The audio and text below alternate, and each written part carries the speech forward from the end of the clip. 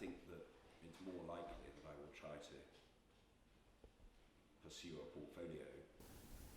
But I think that we will suffer in trade terms and suffer in terms of global standing and influence. And that seems to me to be so obvious that only an extraordinarily clever and sophisticated person could fail to grasp the point. You can just talk about your experiences, leadership, change management. Should the UK not be bound by the 2016 referendum? My simple answer is no, it's not bound by the 2016 referendum. That is not to disrespect it, it's not to sniff at it, it's not to say that it's of no account, but it isn't the final word on the subject. As others have observed, I make the point that in 2016 people voted by a narrow margin for departure, but they didn't vote for a destination. And if you look at the words of campaigners for Brexit, very often they said different things at different times, and between them there was absolutely no agreement about what Brexit meant. How I vote is between me and the ballot. I think if that option is flagged up by political parties during the election campaign, it would be entirely legitimate. I think if it's not flagged up in the election campaign, a lot of people would say that is not a democratic course of action, that the process started with the people in the form of the 2016 referendum, and it should finish with the people in the form of a referendum in 2020.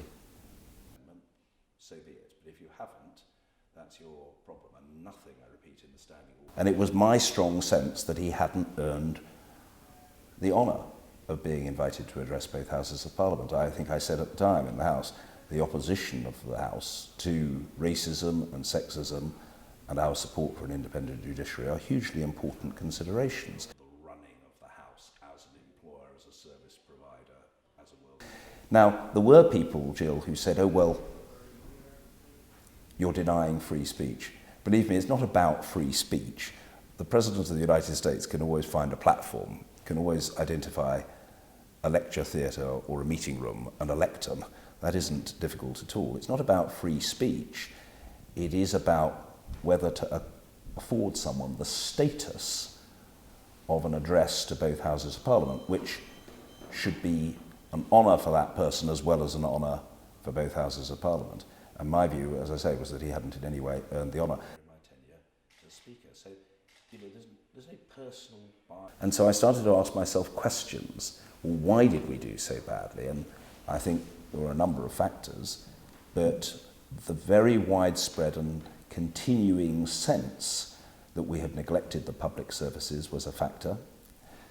The very widespread and continuing sense that we were indifferent to the gap between the haves and the have-nots was a factor, and the very widespread and persistent sense that we were the nasty party. A wide variety of audiences around the world, is an opportunity that I would relish. Did I think, well, let's develop a whole series or sequence of pronunciations of the word order? No, in general terms, my approach, I suppose, was to start by saying order, order, because those are the starting words of Parliament each day. Why? Well, because they have been for centuries, and they're just a means of calling people to attention and saying, we are starting now, without saying those words. Instead, the words used are order, order. And then, if I'm slightly sort of taken aback by somebody's behaviour, I might have said, order, like that.